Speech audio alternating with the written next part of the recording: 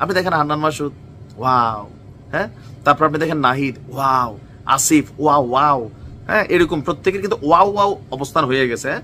Armani ব্র্যান্ডের jeans পরতেছে, আপনি dress up দেখেন কই থেকে কই গেছে। আমি মির্জা আব্বাস সাহেবের বক্তব্যটা দিয়ে শুরু করতে চাই। ওনার বক্তব্যটার প্রতি কার কার সমর্থন আছে?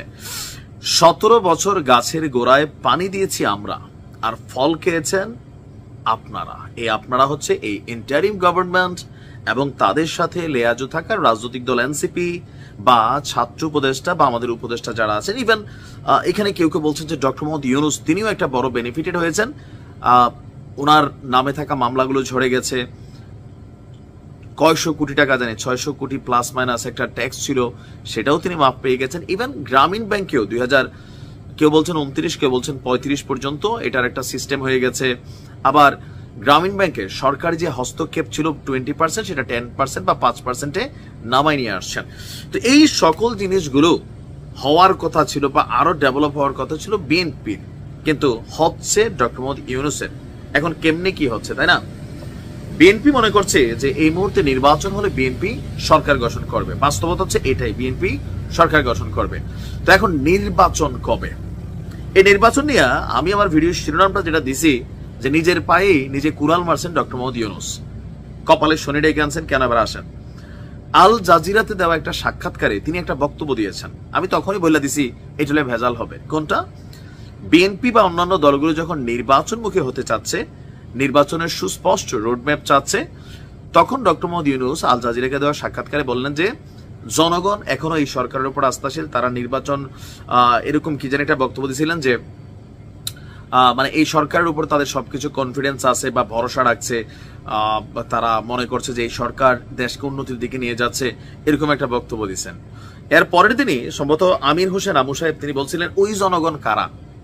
আমি সবসময় বলি এদেশের জনগণ বলতে কোনো শব্দ নেই, আপনাকে চুজ করতে হবে তুমি কি এনসিপির জনগণ, নাকি জামাতি জনগণ, নাকি বিএনপির, নাকি আওয়ামী জনগণ, নাকি মানে যতগুলা রাজনৈতিক দল কম বেশি আছে। কিন্তু রাজনৈতিক দলগুলা, ইভেন আপনি যদি দেখেন ডক্টর মোহাম্মদ ইউনূসও ওই যে সামষ্টিক জনগণ, এটা তাদের ভুল শব্দ ব্যবহার।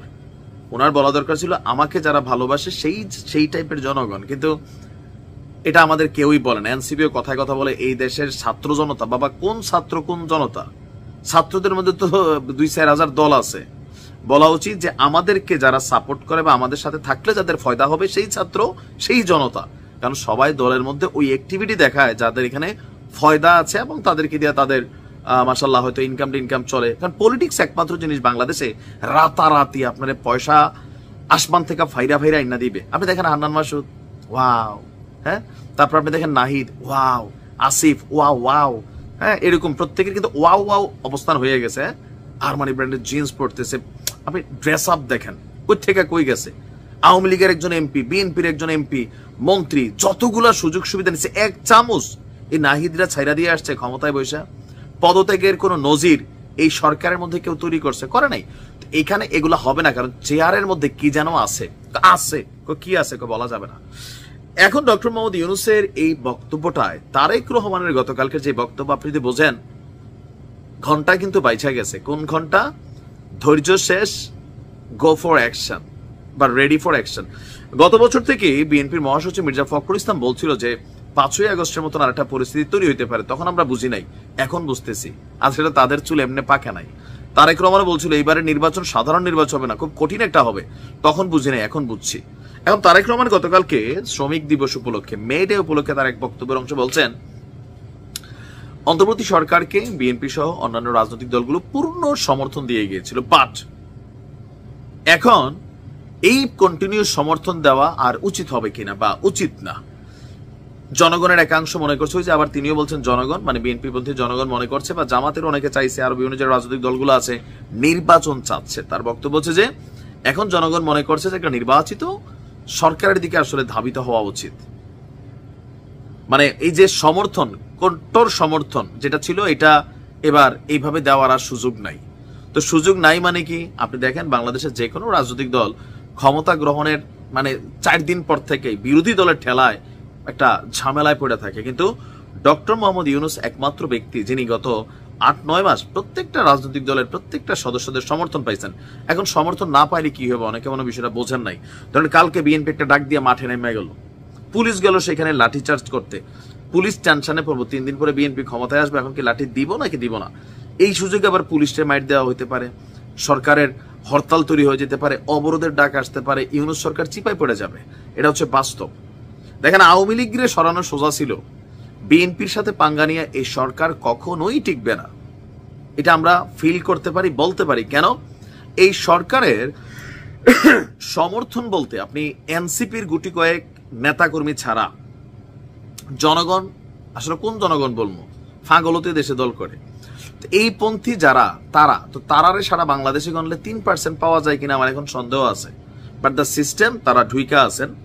তো এই 3 থেকে 5% জনগণ আর বিএনপি ফ্রন্ট ফেসে দাঁড়ানো, এইটা কখনোই সামাল। আওয়ামী লীগ তো আছেই, প্রয়োজনে বিএনপি সাইজা মাঠে নামবে, কারণ ইউনূস সরকারের প্রতি আওয়ামী লীগের বা এই যে এনসিপি যারা আছেন নেতাকর্মীরা, তাদের প্রতি যেই মানে মনোভাব দেখেন নাই। শেখ হাসিনার 227টা মার্ডার করার লাইসেন্স হয়ে গেছে। কেন? কারণ তিনি বলছেন এক মামলায় ফাঁসি হবে, 227টাতে তো ফাঁসি হবে, সাজা তো একটাই। সুতরাং 227টা মাইরাইলামও কখন বলছে? ভারত থেকে বলছে। কেন? যেই পরিমাণ ওনার নামে খুনের মামলা হচ্ছে, আর যেই মামলাগুলো হচ্ছে এগুলো সবগুলো পলিটিক্যালি হচ্ছে, হুকুমদাতা হিসেবে তিনি কানেক্টেড। তো সেই জায়গা থেকে আওয়ামী লীগের মনোভাবটা কি বুঝছেন নি?